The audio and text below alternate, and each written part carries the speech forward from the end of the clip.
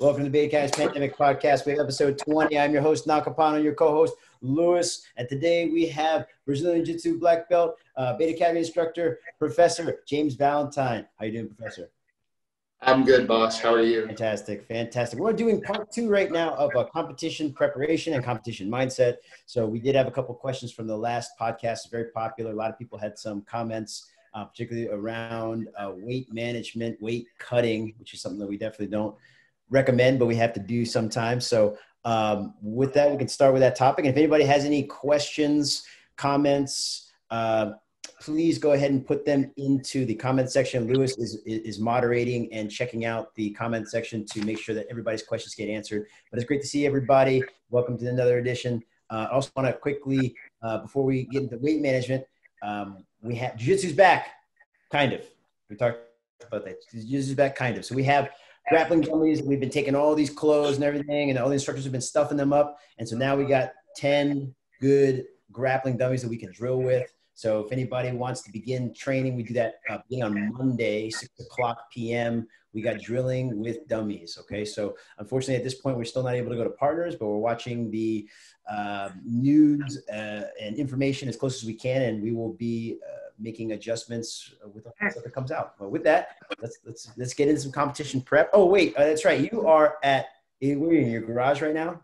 Yeah, I'm in my garage, so if it's a little echoey, I'm sorry, but there's the kids are working upstairs and stuff, so I didn't want to bother them with a bunch of noise. And my computer area is a train wreck right now, so I figured I'd just pop out of the garage and do the Zoom here. Cool, but in the garage, you got some mats that you picked up. That's right, I did, and I'd have to double check the company on it. I don't remember off the top of my head. I'm going to tell you straight up, these were not super cheap, but I did invest in, I invested in a good set of mats, right? Because you know as well as I do, a bad set of mats is like a bad pair of shoes. They last you like not very long, they start getting torn up, and then it's useless, right? So basically, if people want to see, I'm going to do my best here. You can see these are nice light foam mats. They're much lighter than I expected. I was expecting a heavier Reslite kind of a thing. I'm glad to see that they're not, because for those of you who've worked with Reslite, it takes like 50 people just to move one of the damn things. It also has a better surface on it than the old Reslite.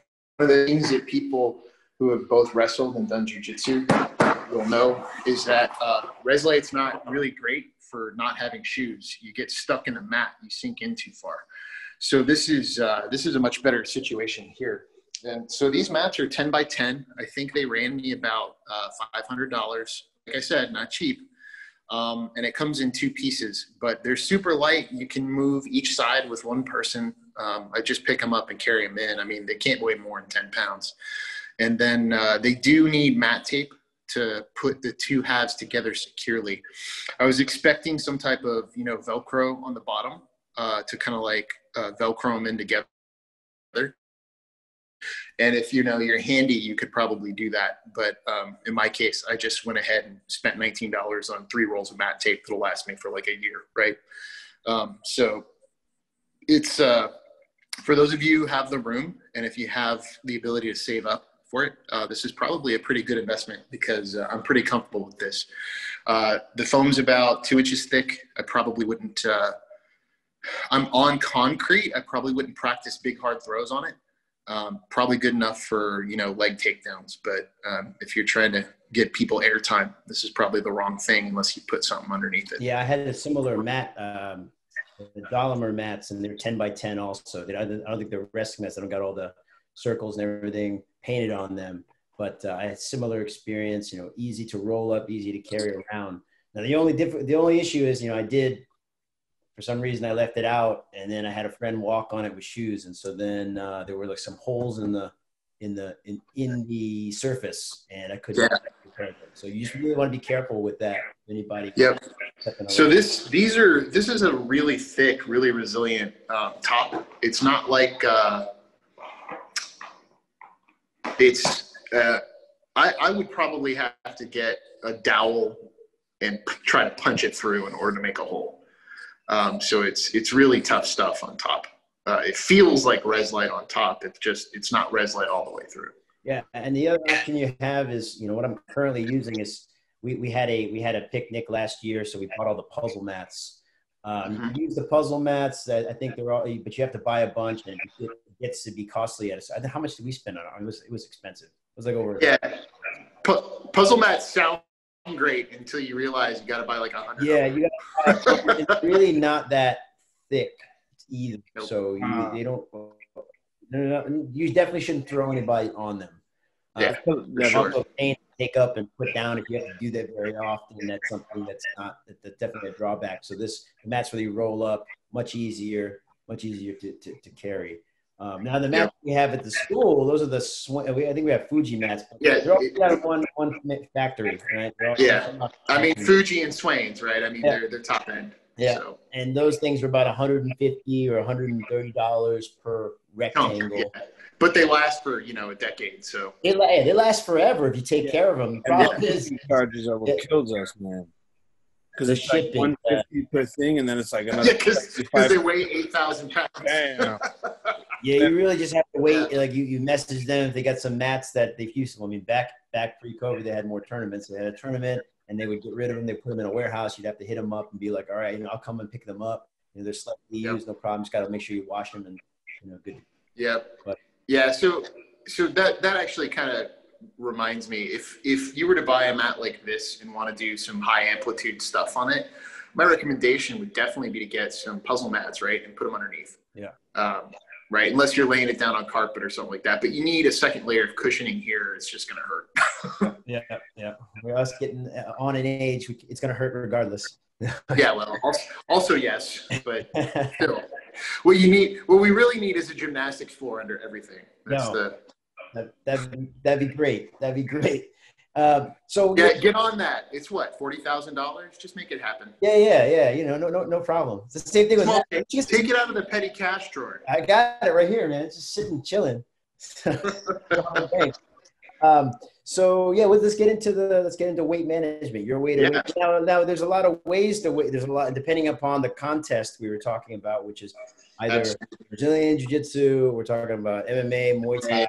Right. So why don't we start with grappling? Yeah. So what I'd like to do is talk about the concept of weight loss versus weight cutting, right? And then later on, we'll move into what I think is a sort of a good competition overview in terms of if you're really preparing for something, then you're looking at a year out, right? Like, how do I do things a year out? But there were a lot of questions about weight cutting.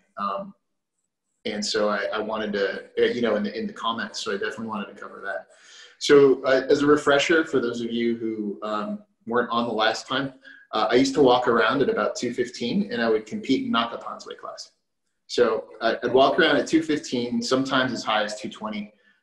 Where I felt really fat, and now look at me, I'm gorgeous. And at 187 is where I would compete. And I would typically walk into a gi tournament right around 100 and probably 90 pounds, because you get a little extra with the gi, so really I only needed to weigh 194 with the gi on. And if you're walking around with like a 7-pound gi, it's probably one of those old school, remember the Ultimates?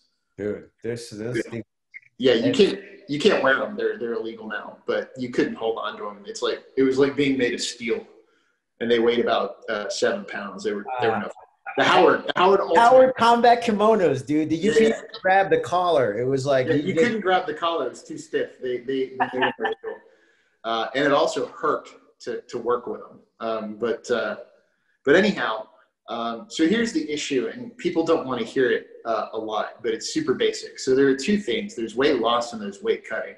What you want to do for a tournament, especially grappling tournament where you've got mat side weigh-ins, as much as possible, you want to do weight loss, not weight cutting. Weight cutting is that period at the very end where you've got a few pounds left and you're not making it, right? So let's say I'm walking around, all of a sudden it's 2 days ahead, right? And I'm 194 pounds. I'm not in weight loss mode anymore. I'm in weight cutting mode, right? So that's where your water intake, Have you pooped lately? Stuff like that, right? It starts to come into play. And what you want is to be as far away from that as possible. You want to be comfortable coming in. And I think you'd agree with that. The last thing you want is to be dehydrated and having just run, for a mile in the hot sun with 80 pounds of sweats on, trying to get a bunch of water weight off. Nothing is worse than walking onto the mat dehydrated. I'll tell you that right now. I did a lot of research, not watching online videos, but actual peer-reviewed papers when I was doing my contest preps and stuff. And basically, for every percent of body weight that you lose from a fluid perspective, you can equate that to about the same amount in performance loss. So if you're 200 pounds, right, and you need to lose 5 pounds of water weight, if you look at that, that's about 2.5% of your body weight, right? So you can expect a performance decrease of 2.5%. Now that doesn't sound like all that much, but I'll tell you right now, 2.5% is huge. That's the difference between winning and losing. That's the difference between Usain Bolt running a world record time and Usain Bolt coming in last. Right? Now, admittedly, that's at the super elite levels, but you get the idea. So you don't want to be in a situation where you're having to dig deep into your soul just to function and get out there with cotton mouth and not being able to move. So we want to be in the comfortable weight loss spectrum. And that has to start way out, right? So if I'm going to have a tournament where I'm dropping basically 30 pounds to get there, that's a 16-week weight loss cycle. Right? So you're starting to monitor everything 16 or 20 weeks out. You do the math, you're looking at, 5 months, 4 months of that, of watching what you eat, figuring out how everything affects your body, et cetera, et cetera. Does that make sense? Yeah. I mean, Knock, has that been your experience as well? Yeah, I mean, if it's competition season, I have to be managing my weight pretty much the entire time. Yeah, you have to do it actively. You can't be in a situation where it's like, oh, I'm going to eat all the pizza. Like, I mean, I'll tell you right now, that used to be the thing. I could go to bed, wake up, and count on a 4-pound weight loss. It doesn't work that way anymore. I went to bed, I wake up, I weigh like 1 pound less, right, from overnight water loss and that type of thing. But it's a totally different situation at this age. So you want to start that early. You got to start it early. And so there are two things that are going on. First, at that part of your competition cycle, right, you should be not deep, but you should be beginning your competition training. You should be beginning the shift from, sort of like what you normally do during the year, in terms of improvement, to starting to get competition focused. So this is where your volume and intensity, well, your volume at the very least starts to ramp up. Some of your intensity starts to ramp up. So, you may experience some weight loss there through sheer exercise. And you have to balance that with your calorie intake to figure out your recovery, I think, and whether or not you move through your workouts in a high quality way, right? For me, that meant, high protein, moderate fat intake, lower on the carbs. Yep. Yep. And that's sort of like the traditional bodybuilding diet, if you want to think of it, but it works. I mean, in combination with all the other fun drugs they have, they get pretty cut.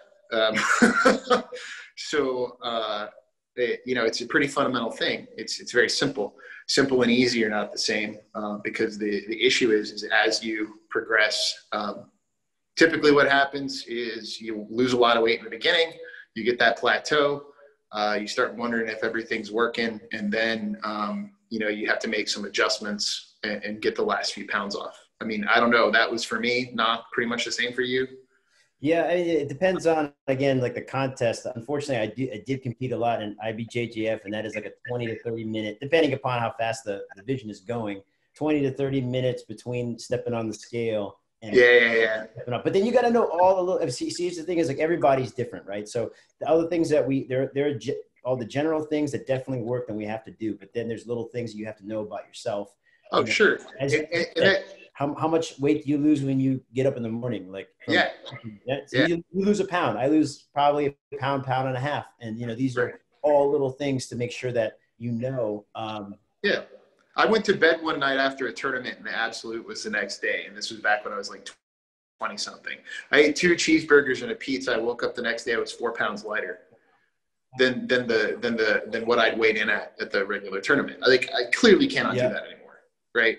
But it also gives you sort of an indication of the toll that a tournament takes on your body. Right. Like I went through those calories and no, I'm with you. I'm just talking right now, sort of, you said grappling tournaments. No, so that's where I was I at. 100% agree. And the other little secrets are like the actual official scale is probably a pound lighter. Not that you should rely on that. Yeah, no, but right. And so, it generally is. I know. Yeah, I know I talked about this last time, but I was weighing myself at different times of the day on like 4 different scales. Right. Yeah. Like, and it's because I'd be like, look, I can't rely on one scale to be accurate, because you do that, you think you're good, you go to the tournament, you're 2 pounds over. Holy crap. Yeah. I usually in tournaments where I have to be there for like several days, or I have to travel a day or two before, I carry like. Yeah, you try to hit the scale. I have a travel scale to take with me. It's like $25. You can get it on Amazon, you know, just so that I know like what it is, because you know, unfortunately, you're in a balancing act of how much you really want to eat and how much you can eat. Yeah.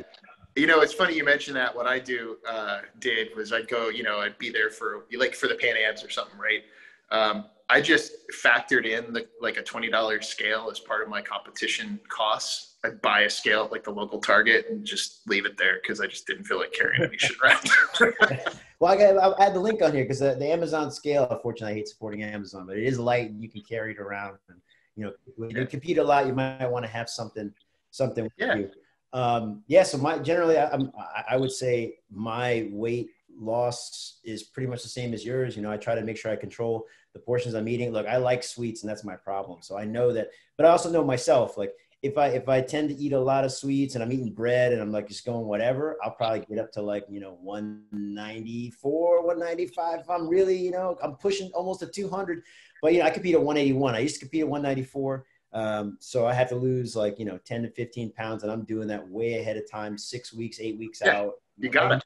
I'm on it. Yeah, you got to, that's when I start cutting out bread. I start cutting out like all those enriched carbohydrates and just focus on like good carbohydrates, like, you know, quinoa, vegetables, and, you know, and they do like a third piece, like a third of like a fist of protein, you know, vegetables and some type of clean carbohydrate starch. Yeah.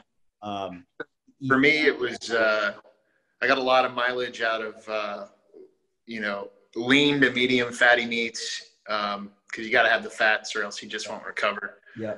Hummus, shit tons of hummus.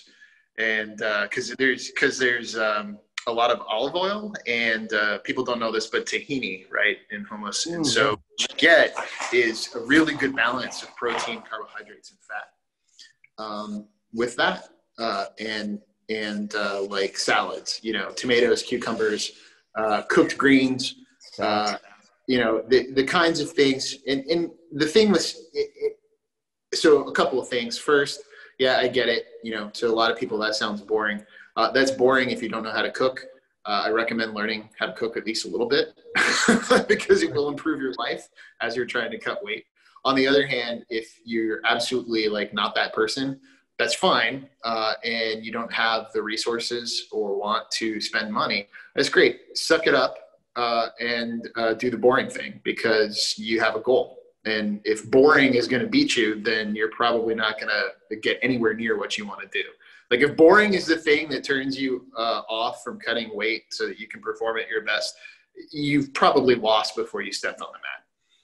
I think it's a very good mental preparation ahead of time before what you're doing, you know, to really, because you're in it, you know, you're really focused on the weight cut. And I think that's the first round of the tournament is you getting that done, and therefore you're always in that. But if you're like comfortable and you're always eating on the couch, you know, eating whatever potato chips, and then you're kind of like, yeah, I'll train and then I'll go back over here. And then I always tell people, like, you can always, it's going to take you months to improve, you know, certain techniques It's going to take you months to improve strength, speed, agility, flexibility, these types of things. But we can change our performance pretty much in 24 to 48 hours. We're going to eat clean and really focus on, giving our body the best nutrition and fuel that we possibly can get. Like, we're going to put cheap gasoline in a Ferrari. I don't know. I've never driven a Ferrari before, nor do I want to, but I'm just that thing, right? So you got to put the right fuel in it to make it go.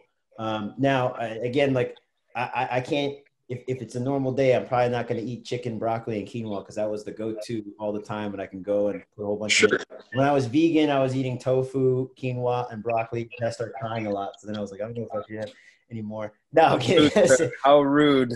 No. There's lots of other things you can eat besides tofu. I mean, there's lots of other things. You just got to be careful of the fake meats because the fake meats have a lot of sodium and they do have a lot of carbs, and there's not really that lean protein. Yeah, you got to be careful. I mean, just read the label, and you can avoid that by frankly shopping the edges of the store. And I'm not making fun of being a vegetarian or vegan. I did that for 3 years. Lewis is now like he's religious on it, and so I give respect. All right, hold on. So I don't eat meat. It's true. I don't eat meat, but I don't tell a lot of people that because people get real defensive when I talk about that I don't eat meat. So that's why I refuse to talk about it. Now, I will say that I think dieting, if you eat meat, is a little easier because, it doesn't have a bunch of carbs and stuff. It is a little more difficult to cut weight or to diet and lose weight before a tournament. But I still eat eggs and I do eat a lot of greens. And I do tell people that eating less is how you lose weight. And sometimes people don't that is so accurate, Louis. And it's that's the thing people miss, man. And the simple part of this is exactly what you're nailing. And I feel Eat less, move more. Yeah, and people are trying to find like a cheat code to where you can eat a delicious gourmet meal and lose weight. And that's eating that's like eating for pleasure, right? And when you're getting ready for a tournament, you got to throw that out the window and just eat as fuel. And who cares what it tastes like? Who cares? Just eat it because you're starving. Like that's you should be really hungry, and then you'll lose some weight. And especially if you're eating like good stuff. But yeah, avoid the bad stuff. My experience when I was vegetarian, actually, I was the time that I was the lightest because when I'm out, there's not really a whole lot of things that I can just go buy and eat. Like I got to make my own food. So that also helps with the amount of food that you're consuming. But I would say that, whatever you choose to do, whatever diet you choose, that it's balanced, two, that you actually design parameters around it and stick to it. Because if you're like, oh, everything's I can justify eating a pizza today, or I can justify eating this like greasy whatever. Right. Then you're gonna have problems. But you really need to have the discipline to say like, okay, this is what I'm agreeing to eat, and this is what things I'm going to avoid until the end of the tournament. And in the tournament, you finish, you can do whatever you want. My problem is I gained like 5-10 pounds after the tournament because I just gorged myself. That's the best part. Lewis and I are taking pictures of stuff we're eating and sending it to each other. Hey, I know that feeling, man. After the Pan Ams, I'd go to Pink's Hot Dogs. No, yeah, that's your go-to. Yeah, there's Pink's Hot Dogs. It's Cinnabon and like Hollywood. Yeah, it's like in Hollywood. It's where I just try everything. There's a Korean taco truck, Kogi, in there, and the first thing I do after the tournament would be hit up wherever their taco truck location is. And just and that's the great part about it is afterward. That's the celebration. You did all the work, and you competed. Now you can go and find what you want to eat. And if you're happy to be in an area that's not, your local travel, you can eat some delicious stuff that you might not normally get to eat.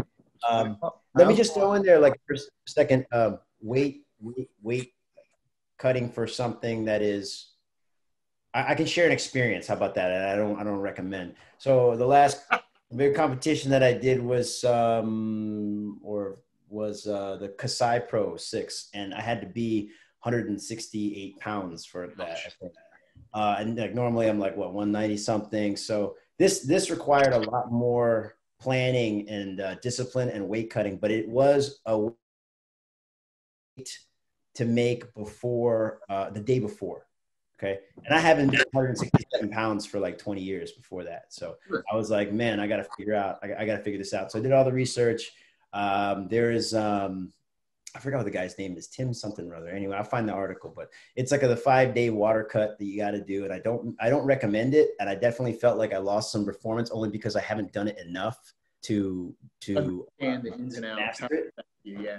Yeah. So, you know, it's something where you, and take a step back is when we're doing grappling tournaments, weight of the food is kind of important towards the last 1 or 2 days. And that's where eating salads, leafy greens, that type of thing. Also, you could like lose 2 pounds of weighted food in your belly, but I prefer to be kind of like appreciated at the time of eating. Are you talking about Tim Ferriss or no? Yes, Tim Ferriss. Okay. Yeah. Tim Ferriss. Okay. I'm familiar. Tim Ferriss, going back to the grappling, you know, I don't want to be dehydrated when I'm doing a grappling tournament. I don't want to be too hungry. So in the morning, I like to be able to eat some oatmeal, and I like to be able to have some water. So, you know, that's kind of calculated into my weight loss, and I make sure that I can do that. Is it all the food that I want to eat? Probably not, but I shouldn't be eating a whole huge meal before I go and try to, you know, throw somebody on their head anyway.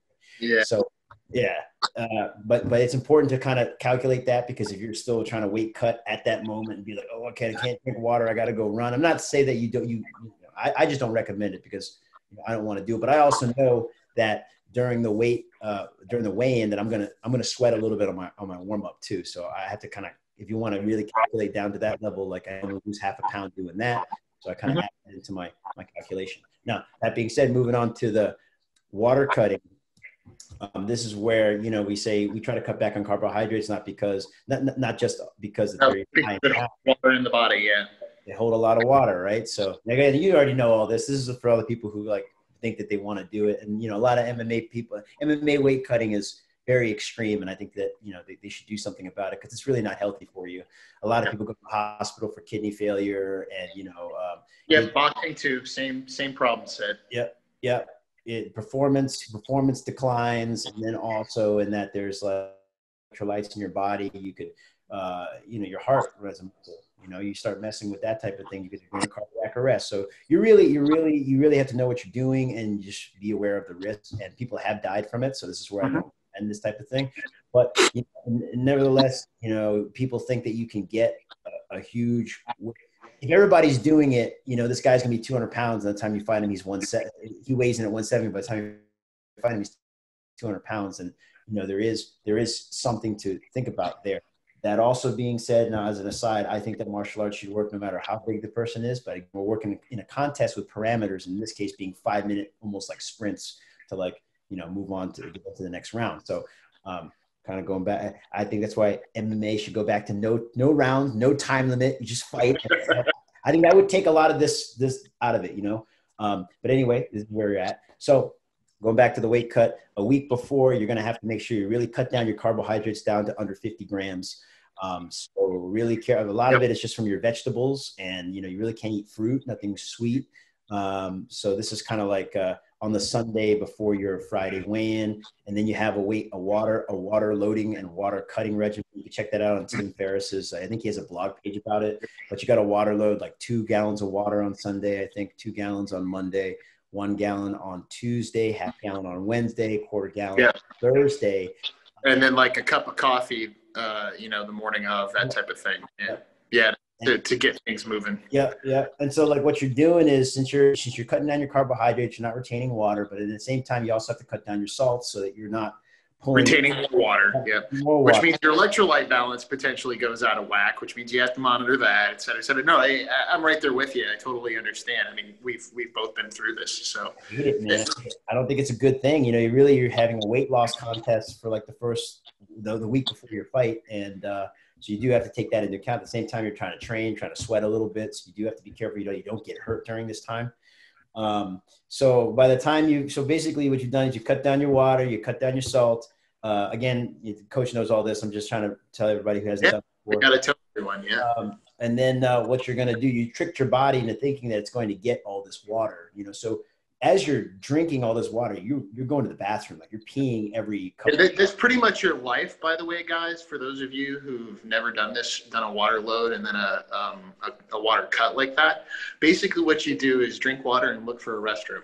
Yeah, that's your entire existence. You gotta go, man. You know, like, and so then as you get down to the Thursday quarter gallon of water, it's really not a lot of water. So you have to kind of carry a big jug with the measurement, you know, to see how many. It's what, like 4,000 milliliters. So you're watching it, making sure that you're 4,000 being a gallon, I think. So now you're down to like a quarter gallon, and you're rationing this water all day. You're like watching it. You want to drink it, but you can't. And at the same time, your body's just peeing out everything. So again, you got to be really careful. You got to be careful on your foods. Now, the weight of the food is important. And then on Thursday and Friday, towards the end, the evening of Thursday, in the morning of Friday, depending upon what time your weigh-in is on Friday. Now, if you need to, you can extract water. So you can go into a bathtub that has like an Epsom salt, sit in the bathtub for 10 minutes, and come out and then wipe yourself off and then weigh yourself and check yourself. Now, you have to be prepared mentally for it, because it's really not something you want to do. It's unpleasant, folks. Oh my God. And you're just like, I don't want to sit in this bathtub anymore. Like, I don't know if I can sit in this bathtub any longer, but I got it. I checked the weight. I got another pound, so again, you got to be careful. I had somebody with me who kind of watching me too, to make sure that I didn't go too far into it. But then again, like 167 wasn't a huge stretch for me. So I didn't have to cut a whole lot of water. It was like just like a pound or two. I didn't really have to like sit in a bathtub very long. I just took some hot showers and I was okay. And then weigh in 167. I was like, great. I feel good. I didn't have to totally dehydrate. And the biggest thing after that now is kind of rehydrating, because your job is you got to drink while you want to eat food. Actually, you don't want to do anything, but you got to be on your water. Yep. And basically you got like 13 hours in showtime. So your job is you got to have almost like half a gallon, a liter. You have to have a liter every hour. So you got to be drinking. You got to be, and by the time you're like, this is easy the first hour or two, because you're so thirsty, you have depleted your whole body. But then you start eating some food, and you're like, man, I want to eat more food. And now bloated, and it's just, it's a 0% fun scale.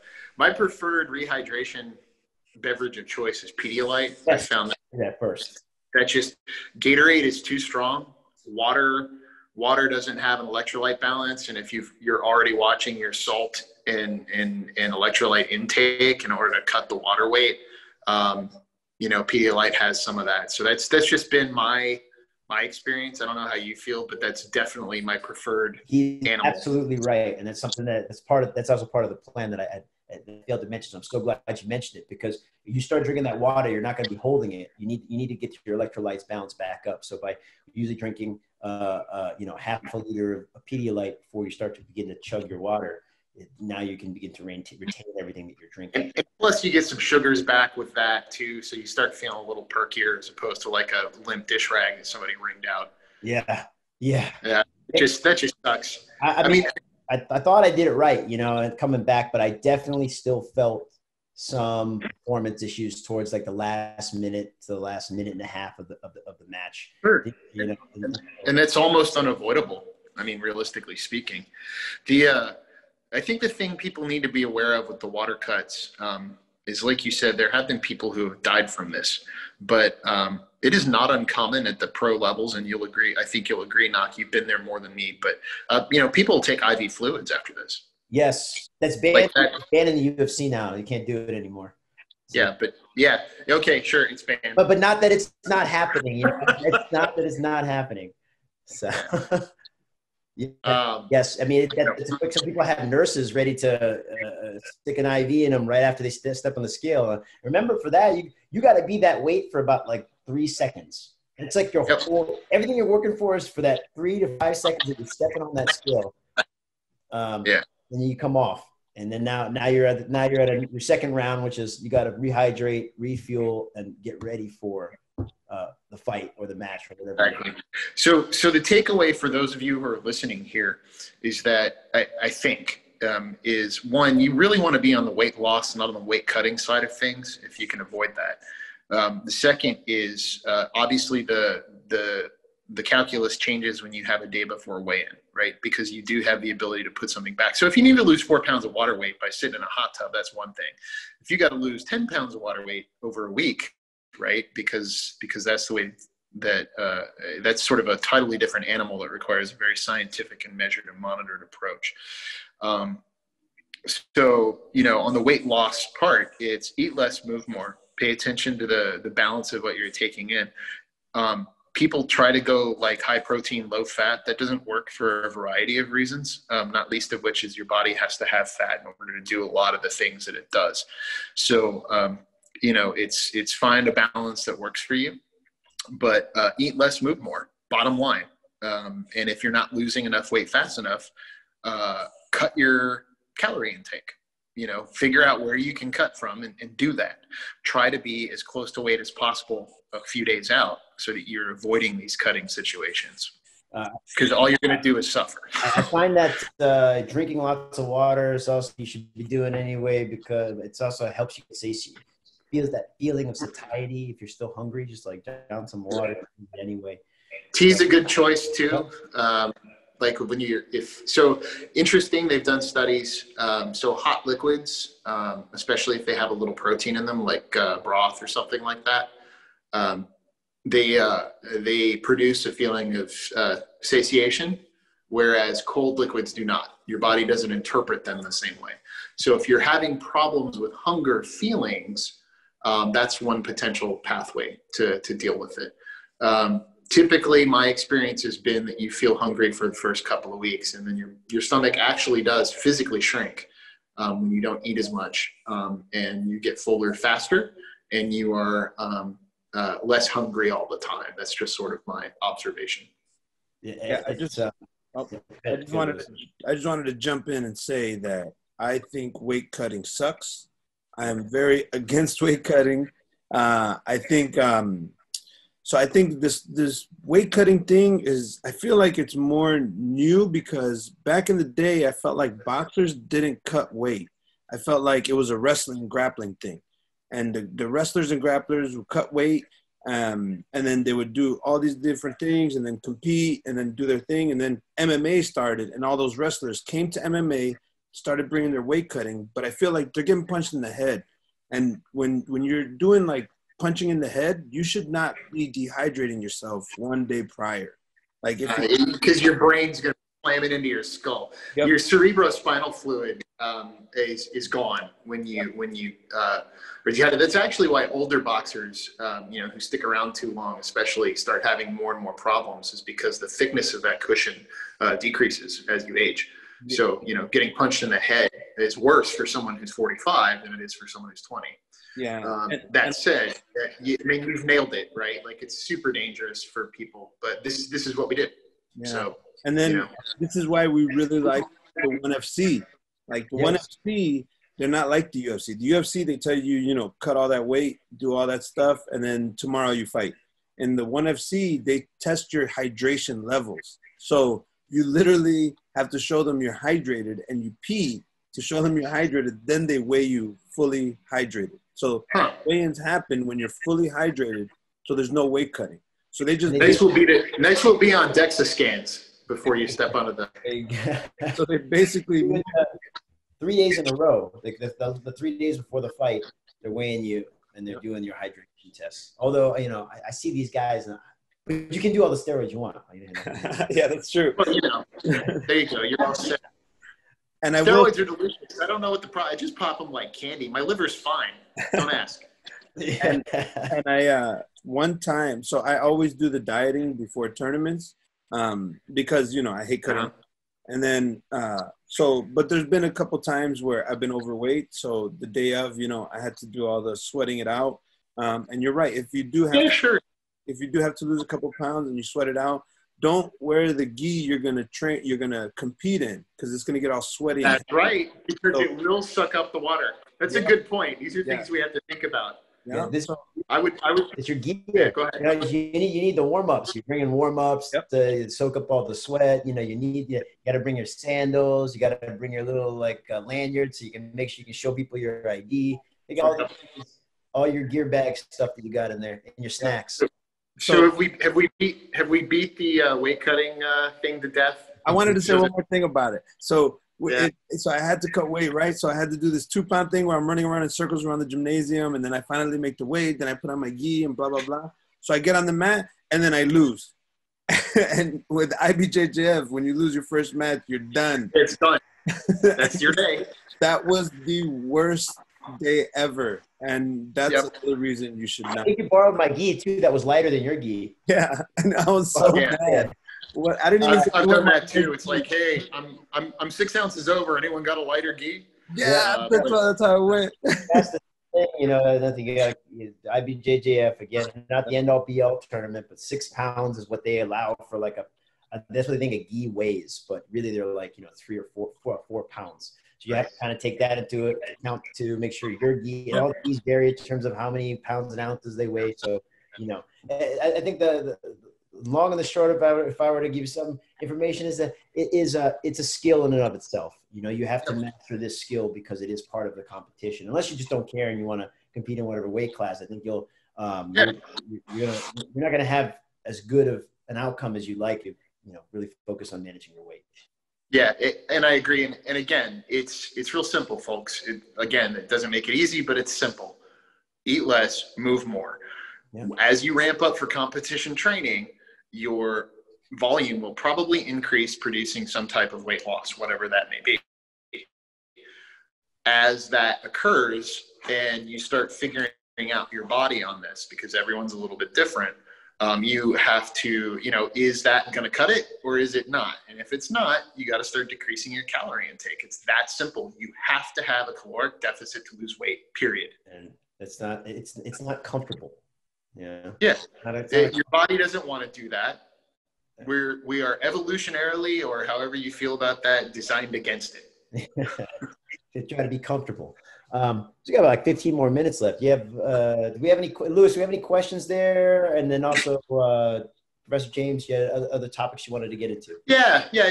But I'd rather answer questions than get into the other topics. No, we ain't got nothing right now. Let's keep it going. Okay, great.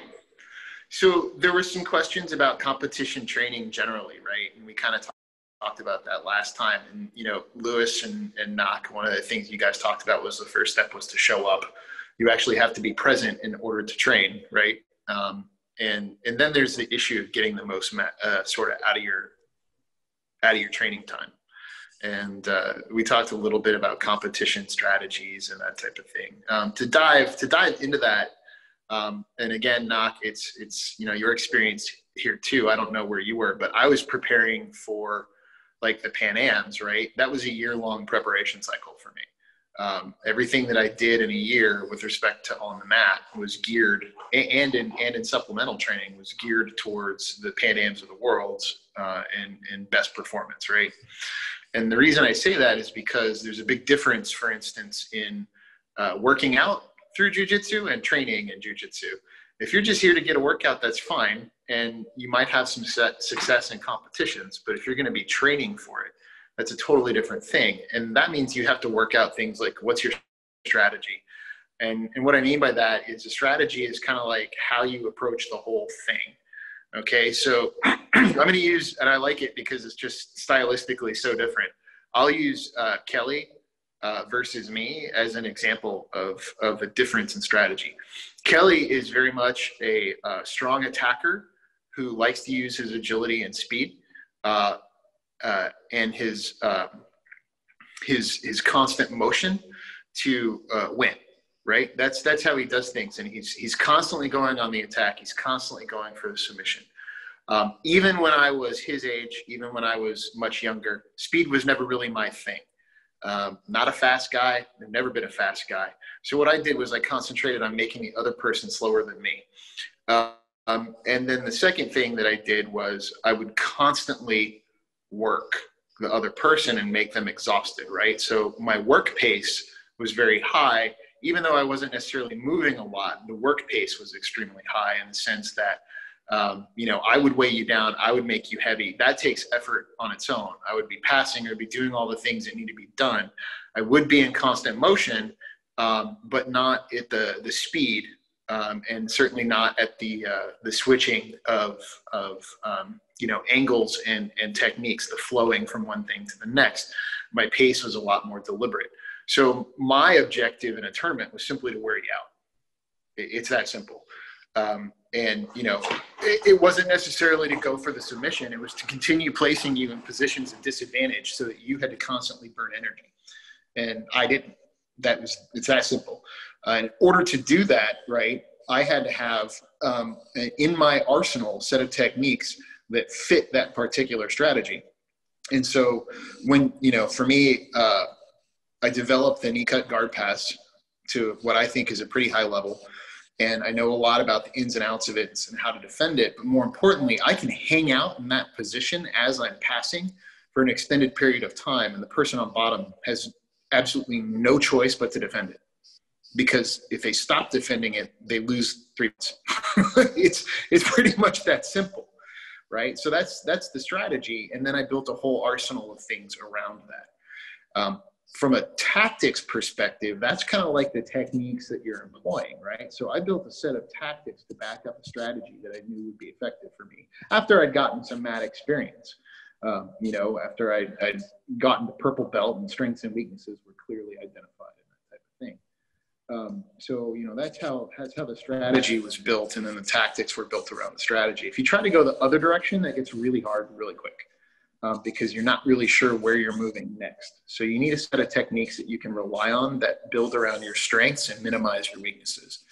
It would have been foolish of me to pick a Berimbolo style, you know, that type of flow, constant movement, speed-based sort of thing. That's just, that, you know, it didn't fit with my physical capacities. So for 3/4 of the year, that's what I'm working on. I'm working on how do I maximize the tactics? How do I maximize techniques to reinforce my strategy? You couple that with, this is where you get stronger. This is where you improve your footwork. This is where you improve the little things about your techniques that you need to do to make them better. This is where you're putting in a couple or 3 miles of you know, moderately paced road work in order to make sure that your cardiovascular capacity stays pretty good. But that's where you're getting stronger. That's where you're laying down your general physical adaptations while pursuing improvements in your technique. 16 weeks out, that stuff's out the window, man.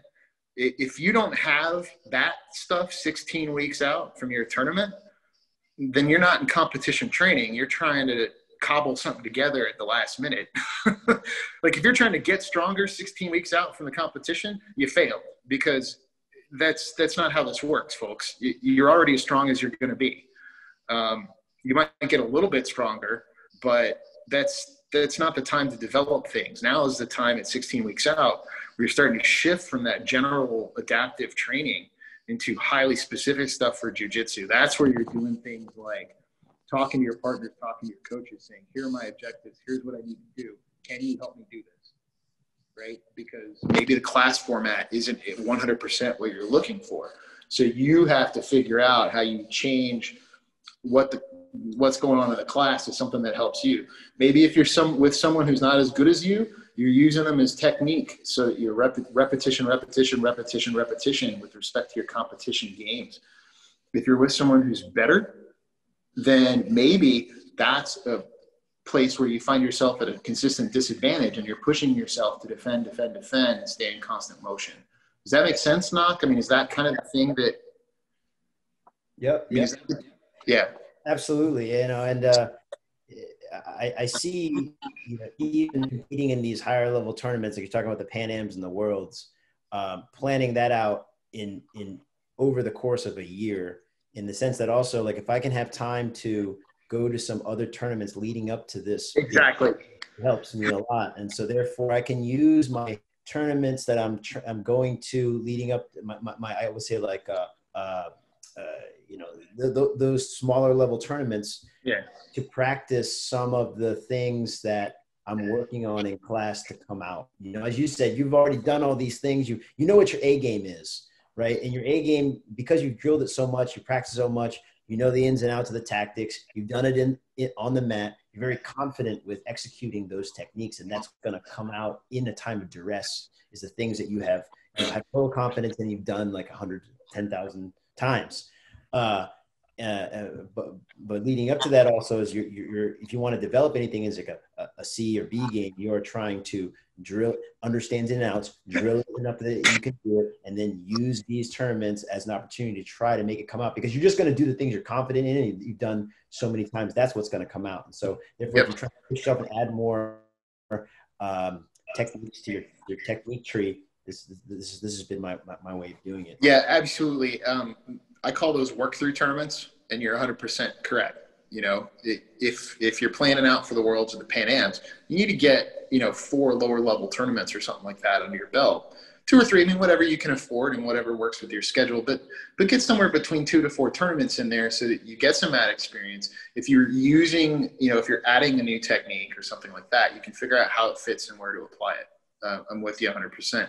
And for those of you who are lower level, in terms of your belt rank, right? If you have a lower belt rank, maybe you don't have, hundreds of matches under your belt. It's also just a great way to get that experience, because mat experience really does matter when it comes to the competitions.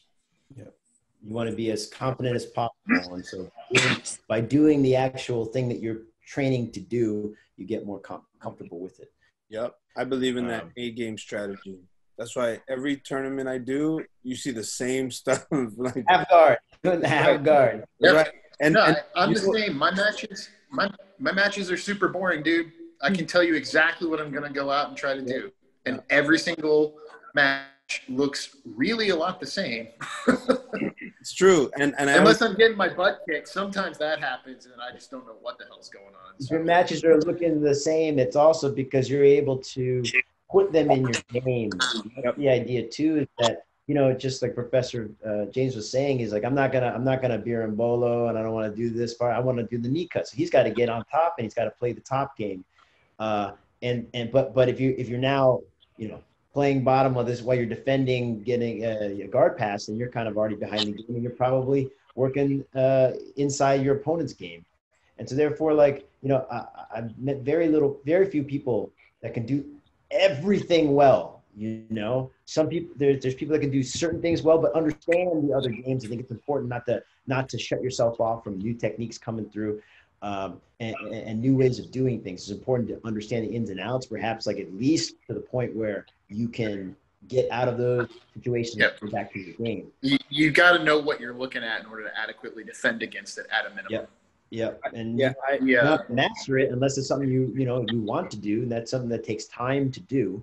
But at the same time, like, you're going to see a lot of the higher level people winning at all those tournaments. If you watch their matches, which now we have the magic of the internet where you can, you're going to see pretty much like the same outcome and almost the same path going through.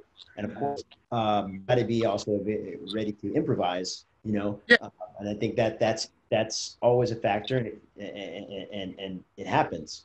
But I would say the majority of the time, it's going to be initiated from a position that you're comfortable with, something you've done so many times, and that you're confident with executing. Yeah, and I think the important thing, there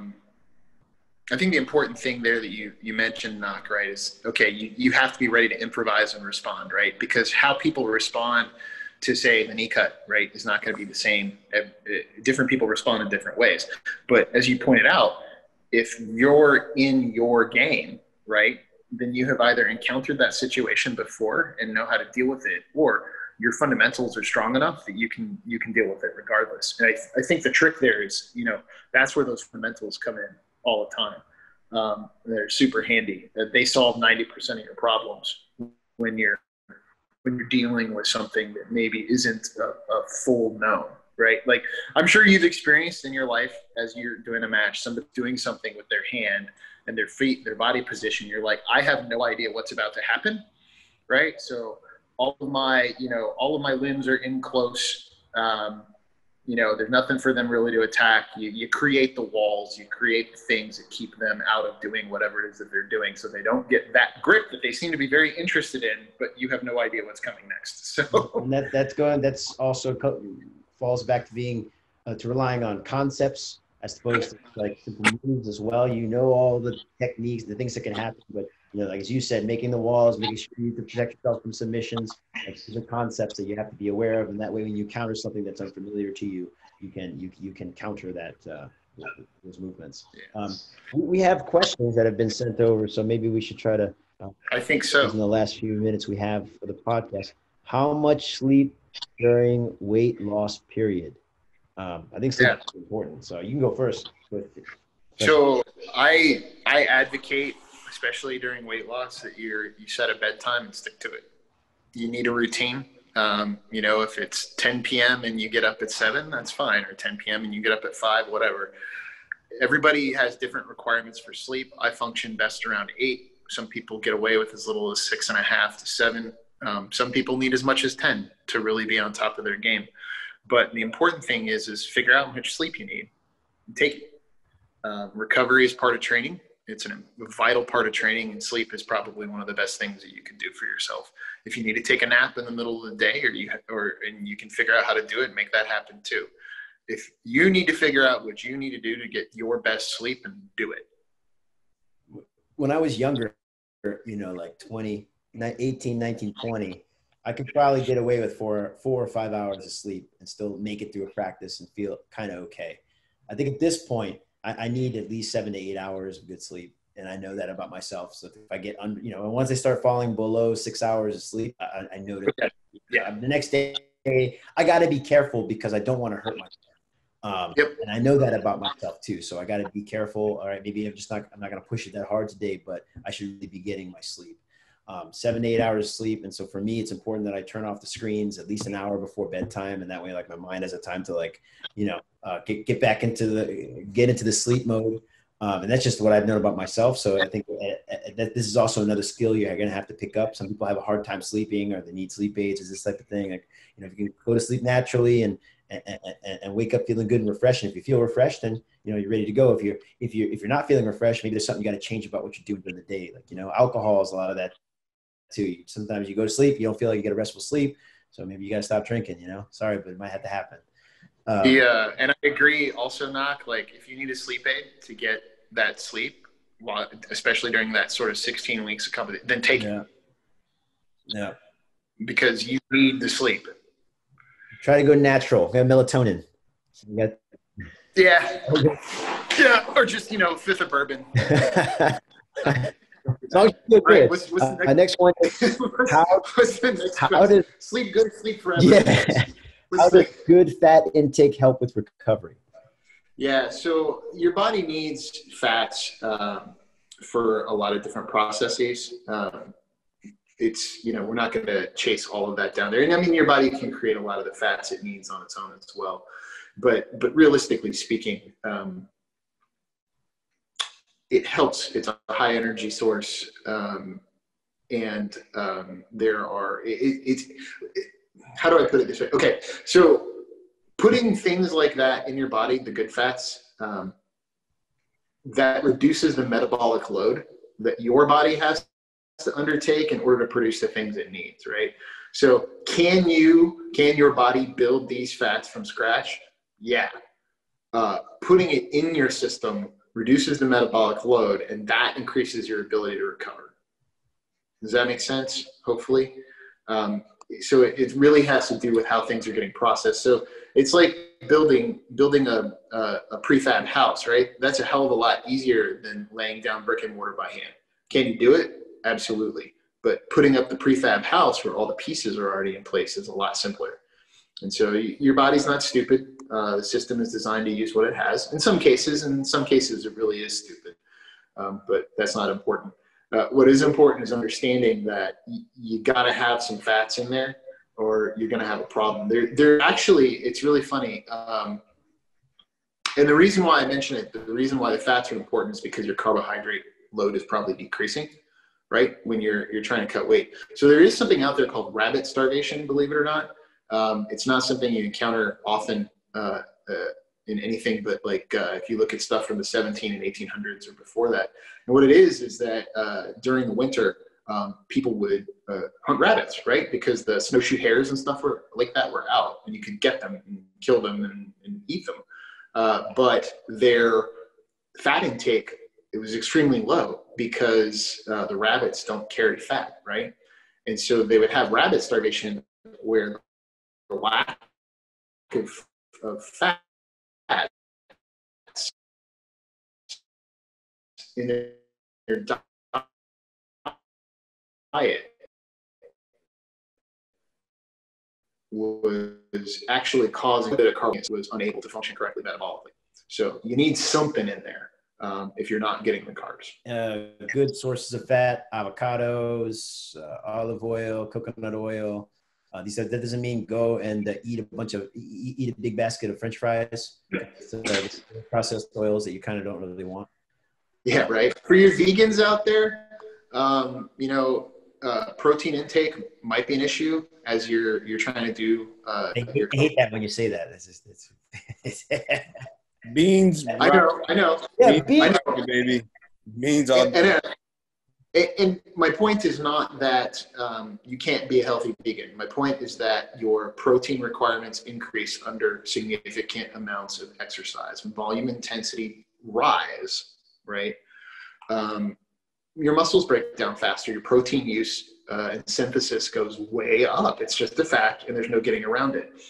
If you start feeling lethargic, if you start noticing signs of muscle wastage, there are vegan protein powders and supplements on the market, and you can certainly use those. You also have to be careful. Your macronutrients are important. Also, your micronutrients. When I was also vegan, I was making sure that I got all the vitamins that I needed. One vitamin, of course, that is hard to get without eating meat is B12. But you can eat that algae and seaweed and that type of thing, and that's what I was doing a lot of. But I would also share stories. I was in Thailand one time, and they don't really care about what you go to a hospital. You can get whatever you want, and endocrinologists happened to be there, and I didn't get any steroids. Of course, I've never taken it in my life, and I don't have a kid to take them.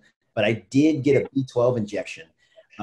You must have felt like an animal. Oh my God, that was the most amazing thing that ever happened. I literally put on as soon as I got out of the hospital, I put on my running shoes. And I ran 8 or 9 miles that same day. I was just wonderful. I've never had one, but I've heard I've heard B12 is a hell of a drug. Yeah, it is. It's amazing, Lewis. You should get into it, dude. You should get into it. Yeah, I'd like to clarify what I said about the vegan comment because it's not aimed at being a vegan. What it is this is when you are losing weight at the same time you are trying to maintain a competition schedule. You have to balance, as we've discussed, a calorie intake with your macro and micronutrient needs, right? And obviously you can get plenty of whole food vegan protein. That's not the issue. The issue is how many calories does it take to get that amount of protein that you require under your increased workload? And if the answer to that equation is too many, right, that's where the supplements come into play. That's really what I was getting at. The last question we got here: how do you figure out what your A game is? I can throw that question first. Is really the first thing that I look at is what are my physical attributes? Like what how is my body shaped? Where am I strong? Where do I have problems? And really develop my game around that. Like all matches start standing up. So just an example is I got a bad back. I've had a bad back for like 15 years. So if I go in and just do like shots and get in on double legs all day, I probably won't be able to finish the match. And so therefore I focused a lot of my game on timing in terms of foot sweeps and positioning to really try to get that match to the ground, low risk, high success techniques.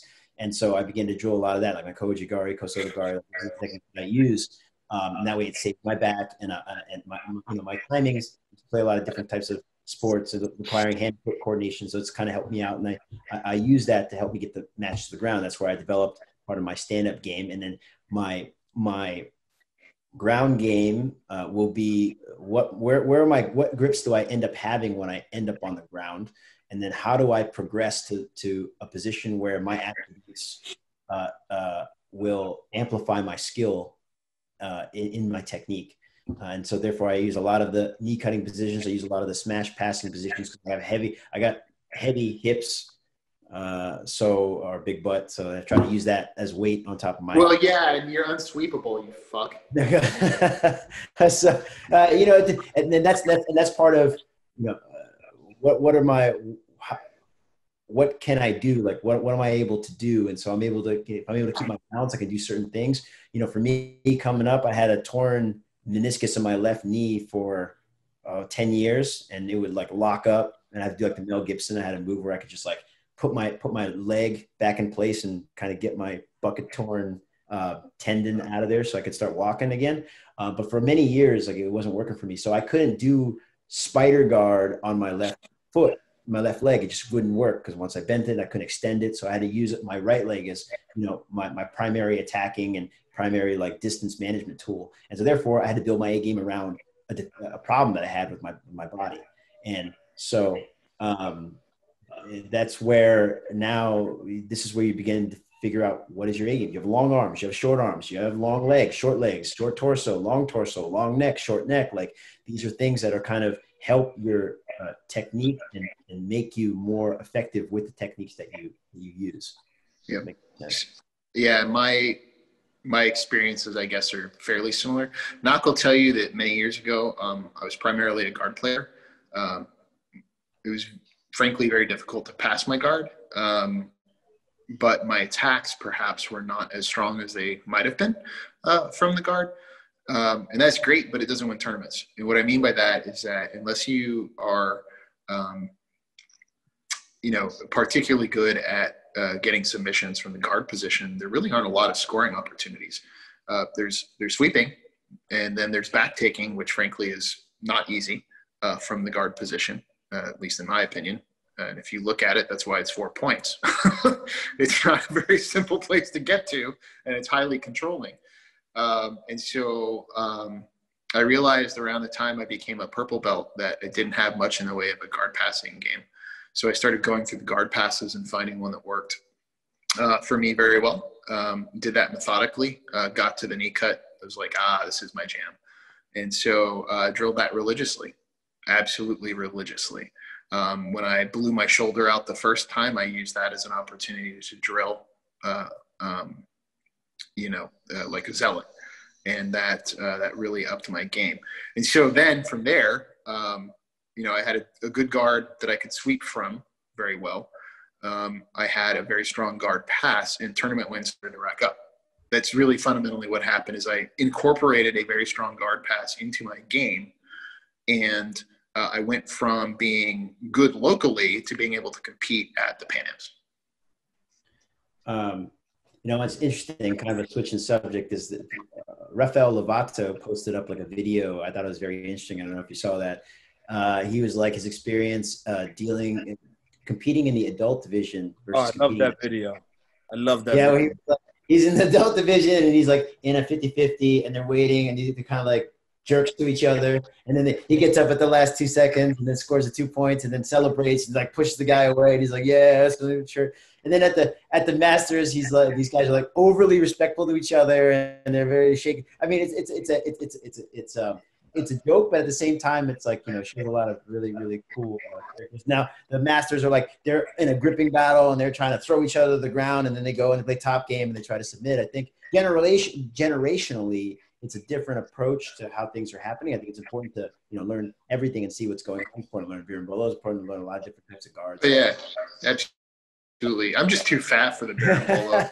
But I also like from the perspective of why we were training back then, we brought this up in the last podcast, is that, we saw the Gracies going to MMA and these guys were fighting, and being on top was important too. And, it's so, adding the idea of punches, like you kind of wanted to play top game, even though like Gracie played a lot of guard when he first came in, but now everything evolves, and we were kind of like during the time seeing it evolve. And and kind of like we've talked about too, right? There's certain things that worked in the sportive context of Brazilian Jiu-Jitsu that just get your ass handed to you in an MMA fight, right? Like, I'm sorry, no one's going to berimbolo in an MMA fight because what happens, I mean, someone might, right? But they're just very good and the other person can't defend it. But the disadvantage of a situation like that, and it's not an insult to the berimbolo, it's something that's evolved for the game that we have, is that the person is going to drop their weight and then smash you. Like, that's because there's nothing that prevents them from dropping their knee straight into your face. I mean, it's a different dynamic. And that's not good or bad. It's just the nature of how the rules dictate, what the game is. That being said, if Flow Grappling last night had Subversive 3. I was watching some matches, which is pretty good. So they can see a lot of new games and then older style games, and there's a lot of you should watch it. Put it that way. You know, it's crazy. Yeah. But you know what's crazy is like when I started, I felt like I started playing half guard because of the 10th Planet DVDs and stuff like that. And then when I got to beta, everyone started like smashing it early. So like it had to develop, you know, especially now that I'm wearing a gi. And then so like the half guard kind of expanded for me a lot. Switching to beta and having so many different training partners and different people smashing it different ways. So I kind of learned all the ways people beat my half guard. And then all of a sudden, nobody would let me play half guard, right? So like at the school now, nobody lets me So play then you have to figure out, okay, but then you have to figure out how to get into it, right? So then, how do you, I mean, that's the issue is what's your A game? All right, now how do you get there? So then it was, so it became, everyone started playing guard against me. So then I started working my top game, and then it became, man, my favorite way to pass is somebody else's half guard, because I know how everyone smashes my half guard. So it's almost like I had the cheat code ahead of time.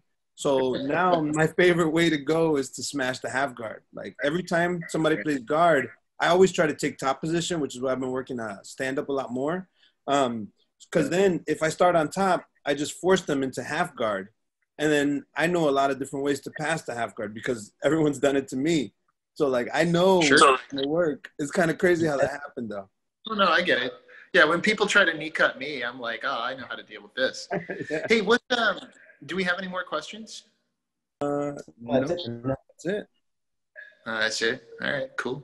I would say also like that's something in finding your A game. This is where it's important to train with a lot of different people, because a lot of people have different things that they do, and you may like that, or you know, oh, how'd you do that? Can you show me how to do that? And then kind of develop around it. And this is where it's important, is this connection between the people. The people that you train with each day are going to help you get better. And that also goes with not just grappling, of course, but I see everything as martial arts, like striking, you know, and I like that when we sparring with somebody in Muay Thai or, you know, some striking art, and they're hitting you with something over and over and over again, like, hey, you know, she told me that. I really like the way you did that. And so this is how we're all going to get better. And therefore, like, I don't really like one, while in competition, you're going to do what is good for you. It's important to kind of learn a lot of different, expand your game and learn a lot of different things. And this is what's helpful to have a school that has diverse methods, approaches to training, and also approach to martial arts. And that's really where the art comes from, I think, is that, you know, it's a way to express yourself, and everybody's different. And I think that this physical and combat expression of yourself, you can share that with other people, and you can adopt different things, and eventually it's going to be, you develop your own way that is for you.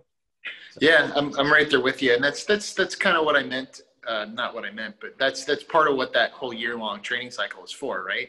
So if I'm doing training, if I'm doing technique acquisition and working with other people and continuing to develop my grappling base over the course of that 3/4 of a year, right, while figuring out how to incorporate things into my A game, then, you know, that's exactly it. Because it's like, oh, the new guy is coming and he's really smashing this thing that I was wrecking everybody as. How are you doing that, right? So. And also to remember that it's not just the sport.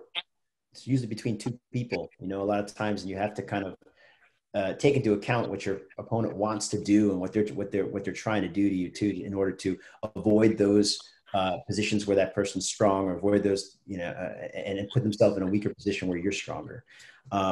And while competition's great, it's also, but you know, in that you're going to need all your training partners. It's important to train with everybody, and you know, take care of each other. And it's in this crazy time, you know, let's not forget that it's just you on the mat, but it's your team around you.